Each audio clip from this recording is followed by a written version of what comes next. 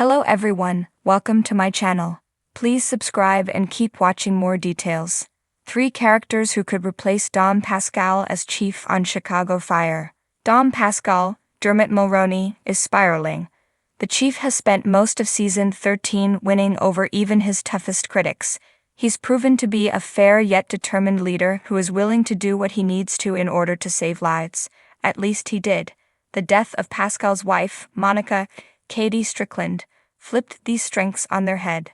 Pascal is no longer a steadying hand at Firehouse 51. He's impulsive, angry, and quick to put himself in harm's way. He's not exemplifying leadership behavior, and the investigation we know is coming in season 13 leads us to believe that his tenure as chief may not be much longer.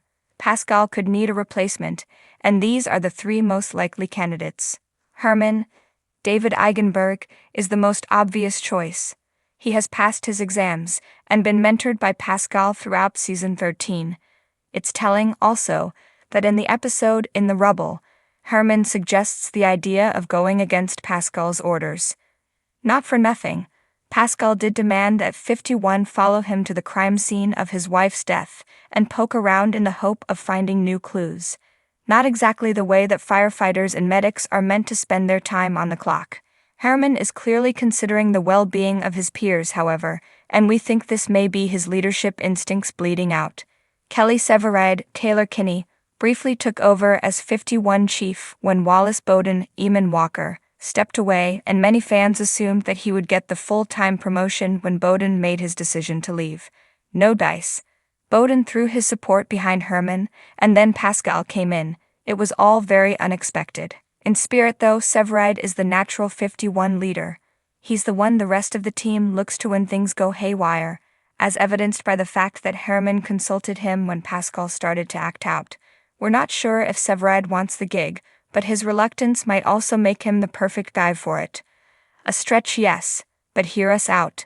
Bowden has been promoted to deputy fire chief, and we can only assume that he's done an excellent job in the position. We know he's coming back, though, and if he decides Pascal is not fit to remain as 51 chief, he may choose to step in and hold down the fort until they can bring in a proper replacement. So we don't think Bowden would demote himself long-term, but we could see a world in which he takes on chief responsibilities for a brief period of time, in order to get everything back in order. It's not the most likely scenario, but we've seen wilder on Chicago Fire.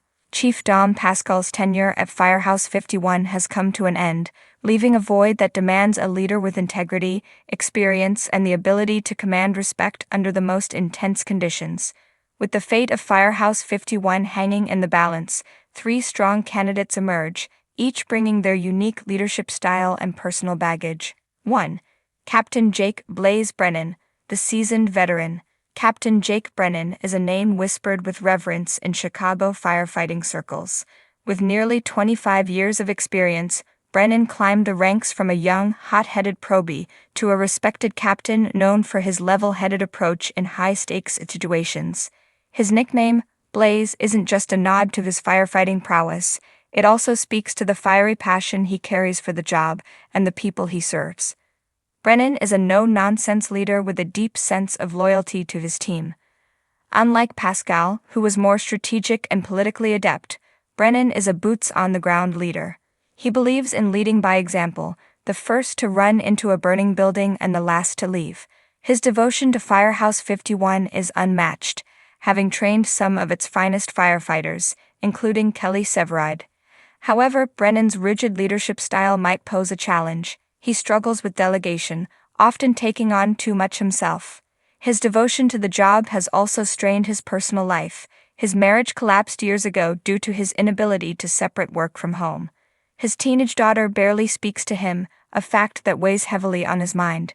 Can Brennan learn to balance leadership with personal growth, or will his relentless pursuit of perfection alienate him from the very team he hopes to lead? 2. Battalion Chief Olivia Cortez, the diplomatic strategist. Firehouse 51 needs a leader who can navigate the politics of the Chicago Fire Department. While keeping the team intact, Battalion Chief Olivia Cortez is the woman for the job. As one of the highest-ranking female firefighters in the city, she has spent her career breaking barriers and proving her worth in a field dominated by men. She's got the respect of the brass and the firefighters alike, though some remain skeptical of her ability to lead Firehouse 51's unique and tight-knit squad. Cortez is a problem solver. Unlike Brennan's hands-on approach, she operates with calculated precision, ensuring her firefighters have what they need to succeed. Her diplomatic skills have saved firehouses from budget cuts and closures, a quality that would prove invaluable as Firehouse 51 continues to fight for resources. She knows how to play the game without compromising her values, a rare skill in the department's political landscape. Her biggest challenge? Gaining the trust of Firehouse 51. Though she's no stranger to the field, she hasn't been in the trenches with them like Severide or Kidd.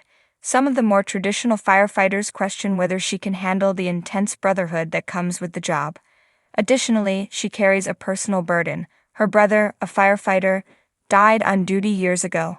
She spent her career ensuring no one else has to experience that pain. But will her fear of loss keep her from making the tough calls when they count the most? 3. Lieutenant Marcus "Mac" McAllister, the wild card. For those who want a shakeup at Firehouse 51, Lieutenant Marcus "Mac" McAllister is the dark horse candidate. A former Marine turned firefighter, Mac brings an unorthodox but highly effective approach to leadership. He spent time in specialized rescue operations and is known for thinking outside the box when tackling dangerous situations. He's the kind of leader who pushes the limits, testing his firefighters in ways that make them better, stronger, and more capable. Mac has charisma, and his team would follow him into the flames without question. He's got an uncanny ability to remain calm under pressure, a skill honed during his military service. However, his rebellious nature could be a double-edged sword. Unlike Cortez, who knows how to play by the rules, Mac has a history of bending them. He has clashed with higher-ups, and while his results often speak for themselves, his unwillingness to toe the line could put Firehouse 51 in hot water. Beneath the confident exterior, Mac carries trauma from his military service that he refuses to acknowledge. He's great at saving others but struggles to save himself. His fellow firefighters would follow him into the most dangerous situations, but can he accept help when he needs it? If Mac takes over as chief, Firehouse 51 will be in for a thrilling but unpredictable ride. Who will step up? Each of these 3 candidates brings something different to the table. Brennan's experience and unwavering commitment make him a strong contender, but his personal struggles could be his undoing. Cortez has the political savvy and strategic mind to secure Firehouse 51's future, but she needs to earn the respect of the squad. Mac's innovative leadership could propel Firehouse 51 into a new era, but his reckless streak might put everyone at risk. No matter who takes the reins, one thing is certain: Firehouse 51 is about to enter a new chapter, one filled with challenges, growth, and most importantly, a leader who will fight to keep the heart of Chicago Fire burning strong.